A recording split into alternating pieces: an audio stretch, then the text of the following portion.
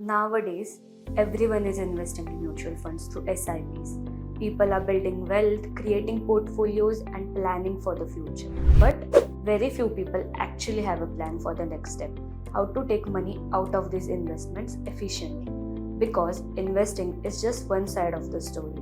The real question is, when you want regular income from your mutual funds, do you know the right way to get that money back?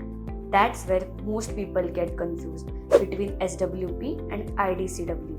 Both can give you cash flow, but the way they work is completely different, and that difference can impact your returns, taxes, and long term wealth. So, let's break this down properly.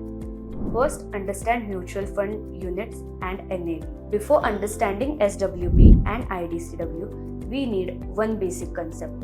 When you invest in a mutual fund, you are not simply keeping cash inside the fund, you are buying units. Each unit has a price. That price is called NAV or net asset value. So, your investment value is calculated like this: number of units multiplied by NAV. For example, if the NAV is 100 rupees and you invest 10 lakh rupees, you will get 10,000 units. Now, if the NAV becomes 120, your 10,000 units become worth 12 lakh rupees. This is the base of everything. SWP affects your units, IDCW affects the NAV. Once you understand this one line, the whole confusion becomes much easier. What is SWP? SWP means Systematic Withdrawal Plan.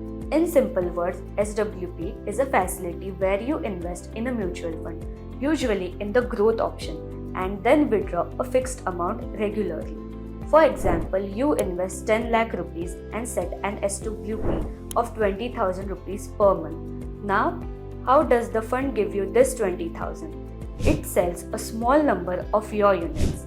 Let's say the NAV is 100. To give you 20,000 rupees, the fund will redeem 200 units.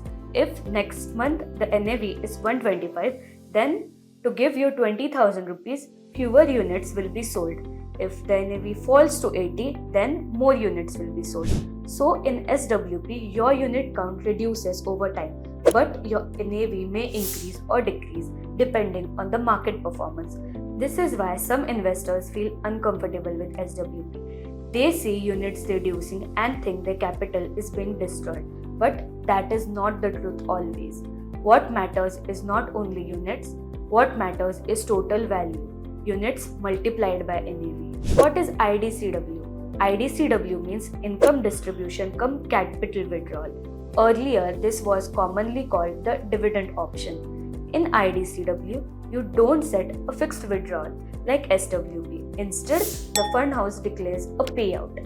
This payout may be monthly, quarterly, or annually, or irregular, depending on the scheme. Now, here's the most important point. IDCW is not free income. Whenever the fund gives you an IDCW payout, the NAV of the fund reduces by approximately the same amount. For example, if the NAV is 50 rupees and the fund declares an IDCW payout of 2 rupees per unit, then after the payout, the NAV may adjust close to 48 rupees. So you received money in your bank account, but the value of your fund also adjusted downward. This means the money is still coming from your investment value. It is not extra return created separately. Now let's compare both clearly. In SWP, money comes to you because some units are sold. In IDCW, money comes to you because the fund distributes a payout and NAV reduces. So in SWP, units reduce. In IDCW, NAV reduces. But in both cases, money is coming out of the investment. Now, the first practical difference is control. In SWP, you are in control. You can decide how much money you want, when you want it, monthly, quarterly, or annually. And you can increase, reduce, pause, or stop the withdrawal. In IDCW, the control is with the AMC, meaning the fund house. The fund decides whether payout will be given, how much will be given, and when it will be given. So, if you need a fixed amount every month, IDCW may not be reliable. SWP gives better control. Predictability of income. Now, let's talk about predictability. Suppose someone needs 30,000 rupees every month for household expenses. In SWP, they can set 30,000 rupees per month, so cash flow becomes predictable. But in IDCW, payout is not guaranteed.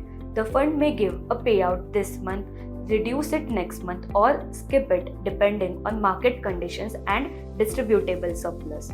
So, for retirement planning or monthly expense planning, SWP is generally more structured.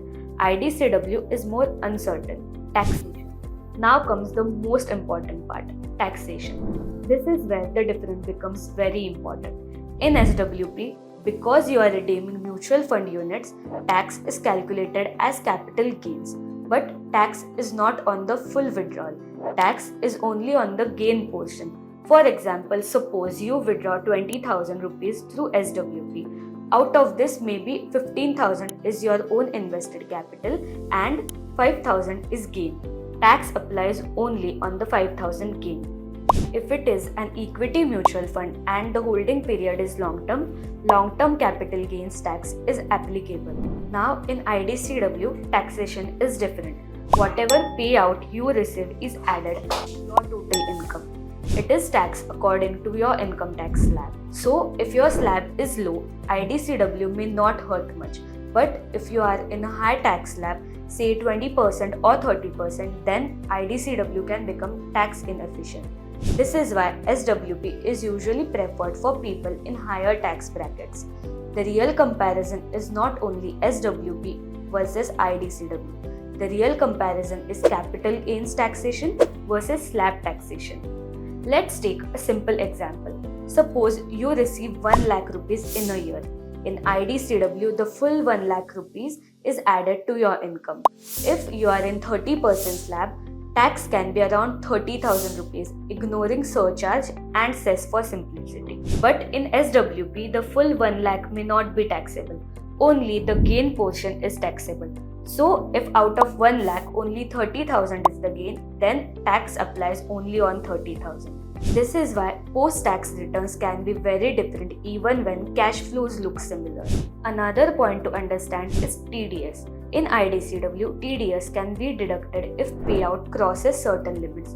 So, the amount credited to your bank may be lower than the declared payout. In SWP, there is generally no tax on the entire withdrawal amount in the same way because taxation is linked to capital gains. This gives SWP better tax control in many cases. So, at the end of the day, both SWP and IDCW are just different ways of taking money out of your mutual fund investment. The difference is not whether you get money, but how you get it, how much control you have, and how much you actually keep after tax. And that's what makes this decision important. Subscribe to Money Lancer for more such videos and follow us on Instagram for more financial insights.